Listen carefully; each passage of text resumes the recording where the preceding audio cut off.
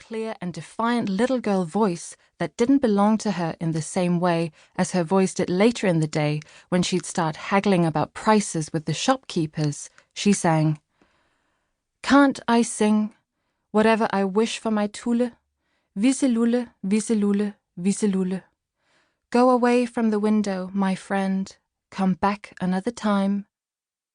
Frost and cold have brought the old beggar home again." I didn't like the song, but I had to laugh loudly because my mother sang it to amuse me. It was my own fault, though, because if I hadn't looked at the picture, she wouldn't have noticed me. Then she would have stayed sitting there with calmly folded hands and harsh, beautiful eyes fixed on the no-man's land between us. And my heart could have still whispered "Mother" for a long time and known that in a mysterious way she heard it. I would have left her alone for a long time so that without words she would have said my name and known we were connected to each other. Then something like love would have filled the whole world, and Scaby Hans and Pretty Lily would have felt it and continued to be coloured pictures in a book. As it was, right after the end of the song, they began to fight and yell and pull each other by the hair. And right away, angry voices from the stairwell began to push into the living room, and I promised myself that tomorrow I would pretend the wretched picture on the wall wasn't even there. When hope had been crushed like that, my mother would get dressed with violent and irritated movements as if every piece of clothing were an insult to her. I had to get dressed too, and the world was cold and dangerous and ominous because my mother's dark anger always ended in her slapping my face or pushing me against the stove. She was foreign and strange, and I thought that I had been exchanged at birth and she wasn't my mother at all. When she was dressed, she stood in front of the mirror in the bedroom, spit on a piece of pink tissue paper, and rubbed it hard across her cheeks. I carried the cups out to the kitchen, and inside of me long, mysterious words began to crawl across my soul like a protective membrane. A song, a poem, something soothing and rhythmic and immensely pensive, but never distressing or sad, as I knew the rest of my day would be distressing and sad.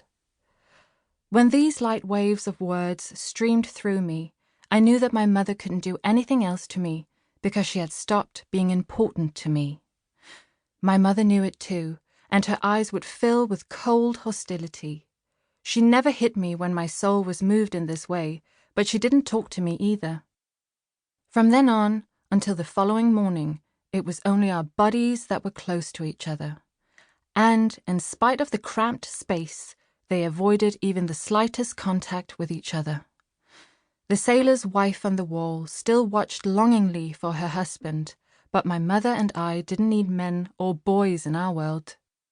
Our peculiar and infinitely fragile happiness thrived only when we were alone together.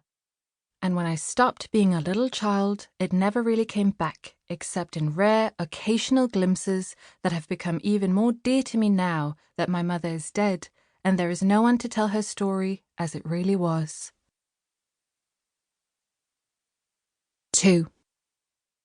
Down in the bottom of my childhood, my father stands laughing. He's big and black and old like the stove, but there is nothing about him that I'm afraid of. Everything that I know about him, I'm allowed to know, and if I want to know anything else, I just have to ask. He doesn't talk to me on his own because he doesn't know what he should say to little girls. Once in a while, he pats me on the head and says, "He he." Then my mother pinches her lips together and he quickly takes his hand away. My father has certain privileges because he's a man and provides for all of us. My mother has to accept that, but she doesn't do it without protest. "You could sit up like the rest of us, you know," she says, when he lies down on the sofa. And when he reads a book, she says, "People turn strange from reading. Everything written in books is a lie." On Sundays, my father drinks a beer and my mother says, "That costs 26 øre. If you keep at it like this, we'll end up in Sundholm." Even though I know Sundholm is a place where you sleep on